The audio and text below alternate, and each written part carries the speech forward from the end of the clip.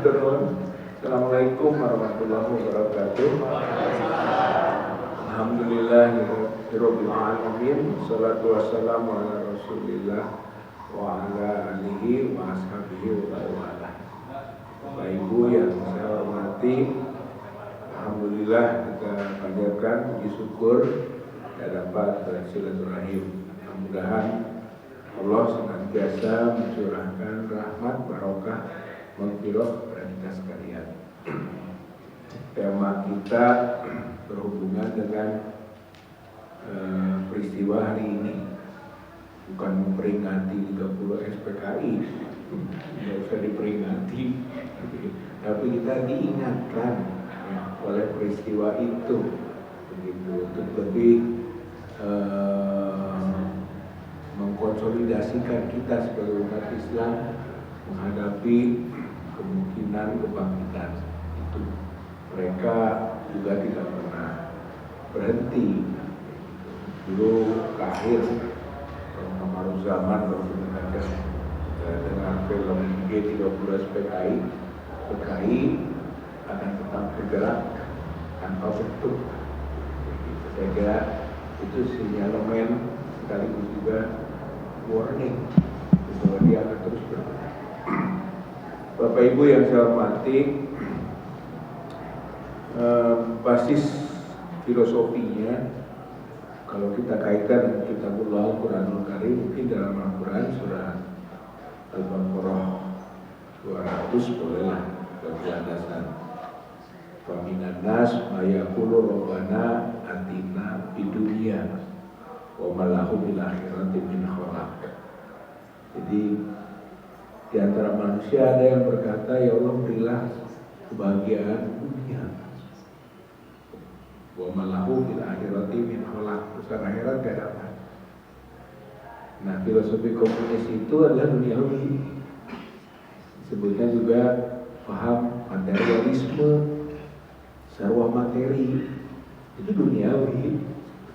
Dan dipastikan wa malahu bil akhirati min khalaq. Gak akan dapat urusan akhirat. Jadi ini paham materialisme, sesuatu yang sarwa materi, dan itu adalah bagian daripada harus seorang muslim yang berpaham komunis menjadi musyrik. Karena Tuhannya dua, satu Allah, satu lagi materi. Atau isme yang dijadikan sebagai keyakinan dan diperjuangkan mati-matian, musyrik. Makanya di dalam Al-Quran juga menyatakan konteks maulidnya lah. Waladhi arsala rasulahu bil huda wa dinil haq liyuzhirahu ala dini kulli walau karihal musyrikun. Dialah yang telah mengutus rasulnya bil huda wa dinil haq dan dinul haq. Jadi huda atau hidayah dan agama yang hak. Liyuzhirahu untuk memenangkannya. Ini misi kita, misi Rasul, misi risalah, penerus risalah, untuk memenangkannya ala dini kulli, atas semua din lain, isme lain, agama lain. Nah, ketika konteksnya isme, salah satunya adalah isme komunisme. Itu harus dikalahkan. Walau karihal musyrikun, walaupun pasti orang komunis harus. Walau karihal musyrikun, orang-orang musyrik itu pasti tidak suka. Itu, nah termasuk yang musyrik tadi, gitu kan? Mereka yang berjuang untuk paham komunisme, kalau dia muslim, musyrik. Kalau dia tidak konsisten dengan keyakinan keutuhan ideologi Islam, yaitu minhum mayaqulu rabbana atina fid dunya hasanah wa fil akhirati hasanah wa qina adzabannar. Itu jadi di antara mereka ada gitu yang doanya kebaikan dunia hasanah itu dan akhirat yang hasanah serta jauh daripada api neraka. Itu kita. Ya. Sedangkan yang tadi yang hanya duniawi, materialistik, materialisme pahamnya itu adalah mereka. Dan dalam konflik itu kita harus menahan.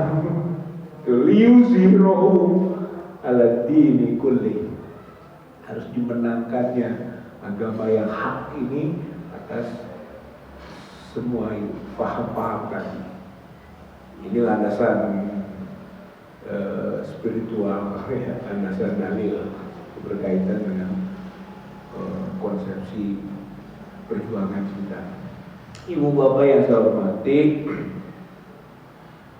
30 PKI memberontak pada tanggal 30 September 1965, itu pemberontakan yang ketiga. Yang ke-1 adalah tahun 1926-27. Berdirinya 1914, sebelumnya ISDV, Indische Sosial Demokratische Vereniging, itu Senevliet Semaun berdiri. Kemudian PKI berdiri 23 Mei. Kemudian tahun 1925 ada deklarasi Prambanan, 26-27 berontak melawan Belanda melalui Komunis Internasional. Jadi PKI bagian dari Komunis Internasional, komunisnya Cina, komunisnya Rusia, komunisnya Inggris, Prancis, dan komunis Belanda sendiri. Jadi mereka memberontak, gagal, ditahan 13.000, 1.308-nya masuk ke Pulau Buru. Nah, sebagian para pimpinan PKI kabur ke Soviet, termasuk Musso Ma'mun. Nanti balik lagi tahun 48, maka terjadilah pemberontakan kedua, yaitu tahun 1948. Setelah Perdana Menteri PKI Amir Syarifuddin diganti oleh Hatta, mereka kecewa, trigger untuk berontak secara militer. Itulah pemberontakan di Madiun, ya, berdiri Republik Soviet Indonesia. Jadi yang di belakangnya negaranya Soviet yang dominan, ikut membantu pemberontakan PKI tahun 1948. Musso dan Amir Syarifuddin. Musso ditembak mati, Amir Syarifuddin dihukum mati. Gagal berontakan itu.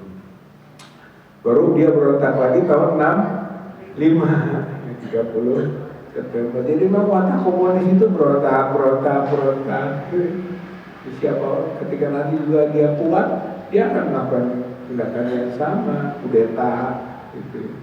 Seperti percobaan kudeta ya. Kalau 48 kudeta maunya gitu, tapi nggak kuat karena basisnya hanya di satu area saja. Tahun 65 kudeta juga sudah di pusat itu. Bahkan kekuatan utamanya kan Cakrawirawa, pengawal presiden, Kolonel Untung gitu ya. PKI yang sudah dekat sekali dengan kekuasaan. Dan Soekarno melindungi PKI. Jika menimbulkan pertanyaan keterlibatan Soekarno dalam pemberontakan G30S PKI, karena sangat melindungi. Alih-alih membubarkan PKI yang sudah mencoba kudeta, malah sebelumnya yang dibubarkan Masyumi. Mereka yang anti PKI ditangkap. Mereka termasuk Buya Hamka, yang sangat anti PKI ditahan. Buya Hamka itu dekat juga dengan Soekarno awalnya, tapi karena anti PKI ditangkap. Banyak tokoh-tokoh Islam yang ditangkap. Jadi Bapak Ibu yang saya hormati, 65 yang mencoba berontak, 7 pahlawan revolusi yaitu Pareh, 6 jenderal, 1 perwira, itu kan dibunuh, disiksa, ya, dan tanggal 30 September peristiwanya malam, begitu kan, menjelang subuh, 1 mengumumkan kesuksesannya, tapi di balik itu kegagalannya. Seperti biasa, karakter komunis itu fitnah. Fitnahnya ada kelompok jenderal yang mau kudeta ke Soekarno, namanya Dewan Jenderal.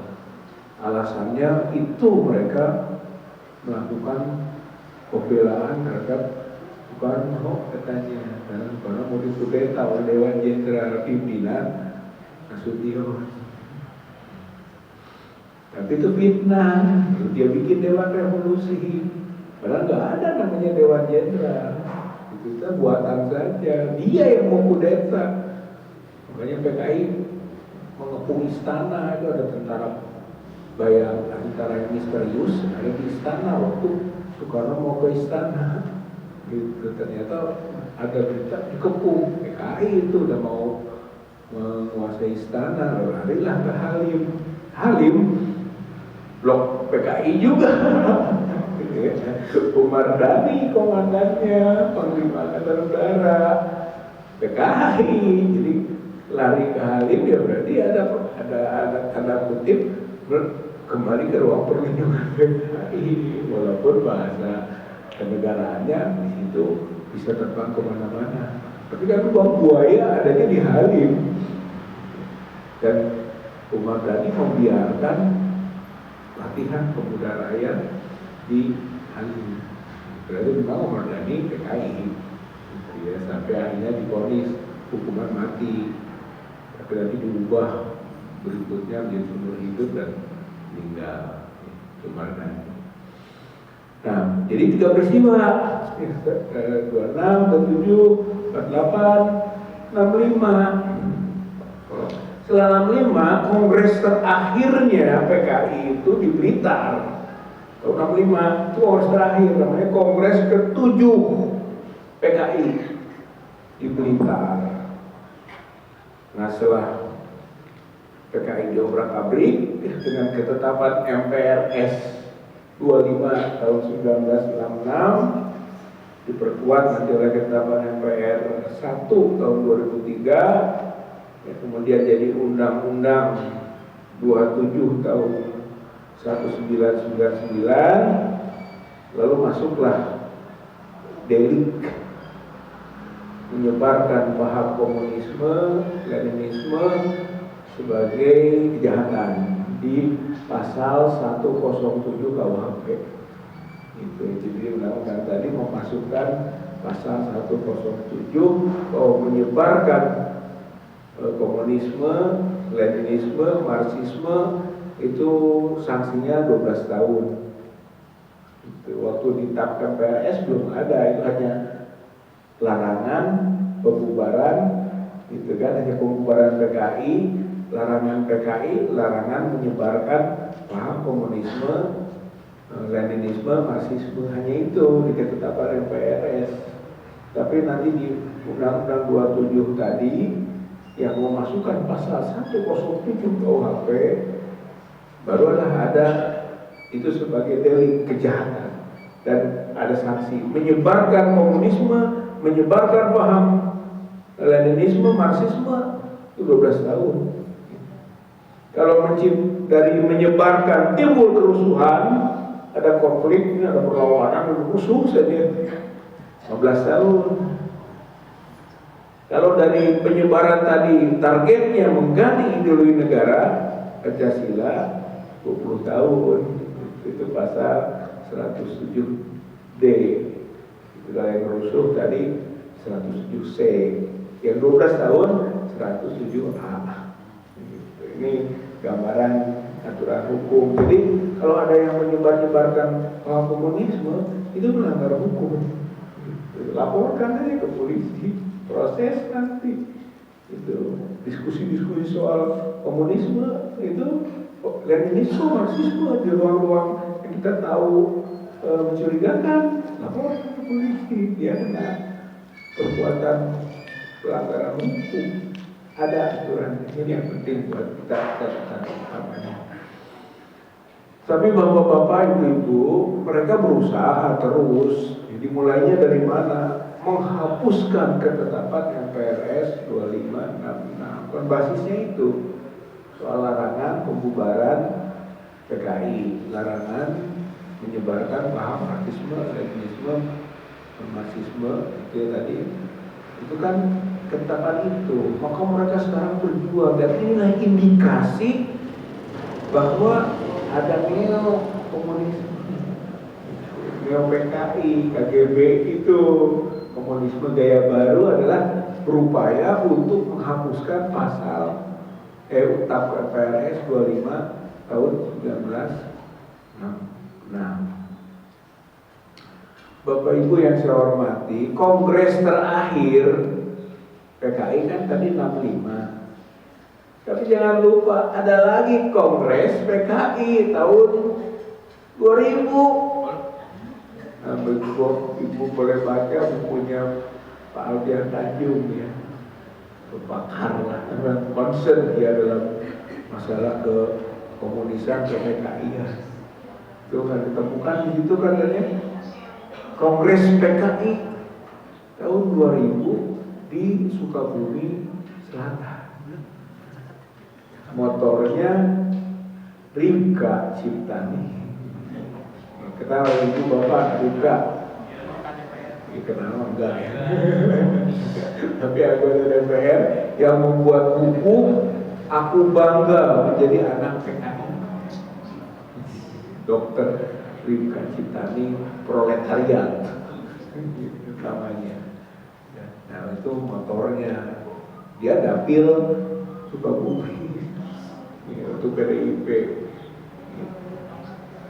Kalau tadi Prof. Wes berjuang untuk dapil Bandung Cimahi, mudah-mudahan berhasil sebagai kekuatan melawan komunis gitu kan di DPR. Nah, DPR ini lawan ini, aduh masuk ke sana.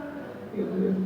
Nah itu jadi ada kongres tahun 2000 di Sukabumi Selatan. Tahun 2006 ada lagi kongres PKI. Di 2000 loh, bukan 65. Itu kenapa ada KGB itu ya, komunis gaya baru. Ternyata ada bangkit dia. Itu di Cianjur Selatan tahun 2006. 2010 ada lagi kongres. Kalau tadi yang ke-7 di Blitar, yang ke-8 di Sukabumi Selatan, yang ke-9 di Cianjur Selatan, yang ke-10 di Magelang, Desa Nagra. Dan yang ke-11 itu ya, sambil ulang tahun PKI 23 Mei tahun 2015 di Kendal, Jawa Tengah. Nah itu 2015 itu sudah masuk periode kepemimpinan Presiden Jokowi. Dan setelah 2012 mereka masuk dalam kegiatan partai, namanya Partai Rakyat Demokratik (PRD). Jadi walaupun dulu Kamaruzal mengatakan tanpa bentuk, kami juga dibentuk. Gitu Pak, sayap partai politik, itulah PRD. Tokohnya ada Budiman Sujatmiko yang masuk PDIP, yang dipecat kemarin gara-gara dukung Prabowo. Budiman Sujatmiko, ada Oneng, Rike, yang Pitaloka, ya. Ada Dita Indahsari, banyak tokoh-tokoh yang kemudian masuk. Ada juga sekarang menjadi Dirjen Kebudayaan, Hilman Farid, PKI itu Dirjen Kebudayaan di Kementerian Dikbud di bawah Nadiem. Hari yang sekarang jadi bukan dulu ini Hilman Farid itu masuk sana sini. Yang kemudian Panglima TNI Pak Andika memarahi anak buah yang melarang membuat aturan bahwa keturunan PKI tidak boleh masuk TNI. Ngamuk Andika. Itu artinya boleh, silakan anak-anak PKI masuk ke TNI gitu. Jadi bukan ngamuk anti PKI. Dan Andika sekarang masuk dalam tim suksesnya Ganjar. Orang sering melesetkan gitu kan. Nah jadi kondisinya begitu. Artinya kesimpulan dulu lah. Kesimpulan sebenarnya sudah bergerak kemana-mana ini. Gitu. Nah tahun 2016 ditetapkan bahwa hari kelahiran Pancasila itu 1 Juni 1945 yang ditetapkan sebagai hari kelahiran Pancasila. Tapi itu Pancasila apa? Pancasila 1 Juni 1945, sila kesatunya kebangsaan Indonesia, kedua kemanusiaan atau internasionalisme, ketiga mufakat demokrasi, keempat kesejahteraan sosial, dan yang kelima ketuhanan. Jadi ketuhanan yang kelima. Ini kan ada misi, ini tidak sembarangan itu ditetapkan hari lahir Pancasila di mana ketuhanan yang kelima. Jadi 2016, 2020 ya baru kemarin kan belum COVID. Itu pembahasan mengenai RUU HIP, haluan ideologi Pancasila. Ketua panjanya Oneng, inisiatif dari PDIP, inisiatif Dewan, bukan pemerintah. Dewan berinisiatif membuat RUU, dibahaslah. Di dalamnya ini yang sering kita sebut bau amis komunis. Ada beberapa indikasi. RUU HIP 1 tidak ada ketetapan MPRS 2566 sebagai konsideran. Bicara ideologi tapi menghapuskan komunis itu sebagai dasar pemikiran, konsideransi nggak ada. Jadi betul semangat menghapuskan ketetapan MPRS 25 tahun 66 itu dia buktikan di pembahasan RUU haluan ideologi Pancasila. Oh, itu kan Pancasila. Kita kan bisa berpikir begitu ya. Itu kan Pancasila. Ibu bapak ulang katimu. Aidit saja. Aidit, ibu kenal Aidit? Enggak usah kenal lah kayak begituan. Aidit dan Aidit tahun 64 bikin bukunya membela Pancasila. 64 bikin buku membela Pancasila. 65 mau mengganti Pancasila. Jadi jangan terkecoh oleh sebutan atau istilah Pancasila, termasuk HIP, haluan ideologi Pancasila. Hebat itu. Tapi misi terselubungnya, saya sering singgung itu, bukan haluan, halawan. Halawan ideologi Pancasila. Ideologi Pancasila mau dihalau, diganti oleh Pancasila 1 Juni. Kebangsaan nomor 1, ketuhanan nomor 5. Itu komunis itu. Itu penyusupan, itu intervensi melalui jalur lembaga legislatif. Makanya penting sebenarnya penguasaan lembaga legislatif kan di bidang regulasi ini mereka ini sekarang bermain. Nah, jadi menghilangkan ketetapan MPRS 25 tahun 66 nggak ada di RUU HIP. 2, Pancasila, Trisila, Ekasila. Pancasilanya Pancasila 1 Juni, bukan Pancasila 18 Agustus. Tadi itu kan diperas katanya, jadi Trisila, sosio nasionalisme, sosio demokrasi dan ketuhanan yang berkebudayaan.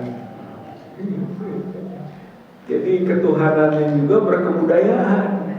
Kalau budaya itu produk manusia. Jadi hasil karya cipta rasa manusia. Kalau budaya itu, maka konsepsi ketuhanannya berbasis budaya. Jadi bukan ketuhanan mandiri, ketuhanan berkebudayaan. Jadi Tuhan dianggap tidak berbudaya. Ada Tuhan yang ditentukan oleh budaya.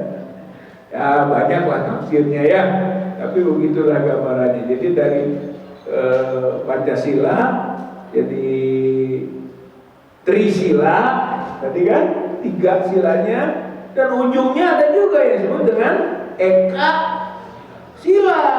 Kalau Eka Sila itu silanya 1. Apa itu? Gotong royong. Ibu bapak mungkin menganggap positif. Iya mah ta'awun, ta'awun, gotong royong teh bagus. Batu membantu, bahu membahu. Iya, itu bahasa umum. Tapi bahasa hiddennya, bahasa dibaliknya, gotong royong itu ideologi. Komunalisme ada komunisme yang berprinsip sama rata sama rasa. Ngarang itu tahun 1956-1957 di Bandung ada sidang konstituante, ya kan? Sidang konstituante di Gedung Merdeka. Sidang konstituante membicarakan tentang undang-undang dasar yang akan ditetapkan. Gagal karena perdebatannya tajam. Salah satu perdebatan yang berat justru arahnya ke ideologi, di mana PKI ya, melalui wakilnya Insinyur Sakirman, dia berjuang dan dia setuju bahwa sila hanya 1 saja, yaitu gotong royong. Jadi gotong royong itu yang diperjuangkan PKI di sidang konstituante di Bandung. Jadi dulu punya multi interpretasi. Kalau disebut gotong royong itu bisa gotong royong kerjasama, bisa gotong royong ideologi. Hanya fakta sejarah pernah diperjuangkan oleh PKI sebagai pengganti Pancasila. Itu cukup Eka Sila. Nah itu ada di RUU HIP. Ada di RUU HIP. Haluan ideologi Pancasila yang dibahas bulan Mei, April, Mei, Juni, Juli. Mei, Juni, Juli itu dibahas. Itu 2020 pembahasan. Bisa nggak nangkep ini bahwa ada ide apa di dalamnya? Yang ketiganya, konten RUU HIP adalah dia menitik beratkan keadilan sosial. Tapi keadilan sosialnya itu justru keadilan sosial yang materialistik. Yang boleh kita simpulkan itu terjemahan dari materialisme. Materialisme itu komunisme. Agama disejajarkan dengan budaya. Ada bahasa agama disejajarkan, tapi minim. Istilah-istilah agama itu minim di situ, nggak ada. Maka RUU HIP ini penyelundupan melalui hukum. Untung umat Islam gigih melawannya. Itu kan Bu, kita melawan itu. Sampai MUI mengancam kan, Masyiroh Kubro, kami akan lakukan demonstrasi besar-besaran Masyiroh Kubro untuk menggagalkan RUU HIP menjadi undang-undang. Karena sudah jelas ini baunya, ini arahnya kemana. Berarti ini kan ada sesuatu gerakan, membangkitkan kembali paham komunis komunisme melalui selundupan aturan. Gagal tuh. Tadinya RUU HIP jadi undang-undang HIP itu konten bagaimana memasyarakatkan Pancasila. Wadahnya sudah ada, namanya BPIP, Badan Pembina Ideologi Pancasila. Tapi badan ini badan bukan hanya abal-abal, badan yang berbahaya. Kata Yudian, ketuanya, musuh Pancasila itu agama. Pernah nggak dengar? Ya kan viral itu. Musuh Pancasila itu agama. Kata ketua BPIP. Ketua Dewan Pengarah BPIP, Megawati. Yang juga ketua pengarah BRIN, Badan Riset, gitu, yang menggabungkan badan-badan riset yang ada itu Bu Megawati. Sudah gampang lah simpulkan sendiri. Gak usah diterangkan ya lebih jauh. Tapi intinya begitu. Jadi ada 2020, 2016 tadi kan penetapan soal 1 Juni sebagai hari lahir Pancasila gugur diperingati. Nanti 2022, 2023, nah IRAHAKA. 2022, 2023, nah itu tahun sebenarnya Bu. 23. Itu ada Kepres. Kepres 17 tahun 2022, yaitu pembentukan tim penyelesaian non-yudisial pelanggaran HAM berat masa lalu. Itu kan ada tuh. Nanti adalah setelah hasil kerja tim membuat rekomendasi. Rekomendasinya terjadi pelanggaran HAM berat. Macam-macam di situ. Ada Tanjung Priok, ada Semanggi, ada Aceh, ada Lampung, ada juga Trisakti sebutkan, dan ada juga 1965, 1966. Dan sebenarnya pelanggaran HAM berat terbesar ada di sini, jumlahnya paling banyak. Dan sayangnya yang disebut korban dalam tanda kutip ya, itu ini hasil analisis di situ walaupun nggak secara eksplisit disebut, yang korban itu adalah PKI. Korban pelanggaran HAM berat. Pelakunya TNI dan umat Islam. Dibalik jadinya. Seharusnya umat Islam dan TNI korban dari gerakan PKI, sekarang tidak. Pelanggaran HAM berat itu korbannya justru itu. Jangan-jangan memang Kepres ini dibuat untuk sebenarnya itu, yang lainnya bagian kecil, kamuflase. Buktinya apa lagi kemudian? Muncul Inpres tahun 2023. Inpresnya adalah pelaksanaan dari rekomendasi. Instansi-instansi, kementerian-kementerian harus membantu, berkontribusi, mengeluarkan budgetnya juga untuk memulihkan, membiayai, memberi beasiswa korban pelanggaran HAM berat yang diselesaikan secara non-yudisial. Jadi kata Pak Gatot Nurmantio gitu kan, bahwa akhirnya korban orang-orang PKI, aktivis PKI, keluarga PKI harus cantuni. Dan Jokowi berpidato menyatakan penyesalan atas pelanggaran HAM berat itu. Tuntutan mereka meminta maaf, negara minta maaf kepada PKI. Nah, Jokowi hanya melakukan penyesalan. Ya, tapi kan penyesalan dengan minta maaf udah dekat. gitu. Itu nah, Kepres 4 tahun 2023-nya pembentukan tim pemantau pelaksanaan rekomendasi itu. Jadi harus dikerjakan, direalisasikan. Artinya apa ini?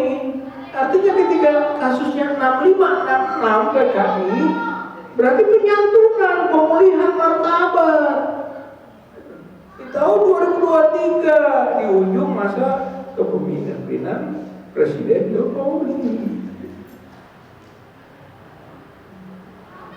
Bisa disimpulkan lagi, maka lah mah gitu kan. Tapi gambarannya seperti itu, ya. Itu tahun 2023, dan ini juga dikritisi, terutama oleh TNI juga. Nah sayangnya di Bandung, juga di Bandung Barat akan didirikan patung Soekarno. Ya Bu, benar tuh. Di Bandung di Gor Samarua, di Bandung Barat di Walini. Masuk Bandung Barat ya? Iya, Walini, dan terbesar itu ada 100 meter patung Soekarno duduk di Walini. Dan Soekarno itu di samping memang proklamator, pejuang, tapi juga bapak Nasakom. Ya, nasionalis agama komunis. Dan Soekarno juga melindungi PKI. Lalu patungnya mau dibangun di Jawa Barat. Kita protes di Bandung, mudah-mudahan protes juga di Bandung Barat. Di sini berapa triliun ini katanya biayanya? 10 triliun, bahkan wakil bupati menyebut 20 triliun, bisa sampai 20 triliun katanya biayanya. Kalau yang di Bandung masih 14,5 miliar. Itu tingginya 20 meter, ini 100 meter, duduk lagi Soekarno-nya. Ini Soekarnoisasi, patungisasi di mana-mana seluruh Indonesia. Ini sama dengan Lenin yang bikin patung di mana-mana. Itu karena ini bapak komunis. Jadi gambaran seperti ini, gitu kan terjadi. Ya, saya tidak mendeklar atau menyimpulkan, itu kesimpulan bersama, bisa dibaca petanya gitu ya. Itu 2023, 2024. Nah, tadi pemimpin kata Prof. Wes kan, ya kita harus diwaspada. Kalau kepemimpinan itu melanjutkan programnya yang seperti ini, apa semakin berbahaya bagi kita, bangsa Indonesia, rakyat Indonesia, umat Islam, begitu akan terkondisikan kembali upaya-upaya membangkitkan komunis. Terakhir ya, dalam pengertian fenomenanya itu adalah dulu 2627 itu peran komunis internasional, ada Inggris, Prancis, Belanda, Cina, Rusia. Tahun 48 Rusia atau Soviet dulu yang dominan. Tahun 65 Cina, RRC, ya kan? Nah sekarang ada indikasi kita ini dekat dengan RRC.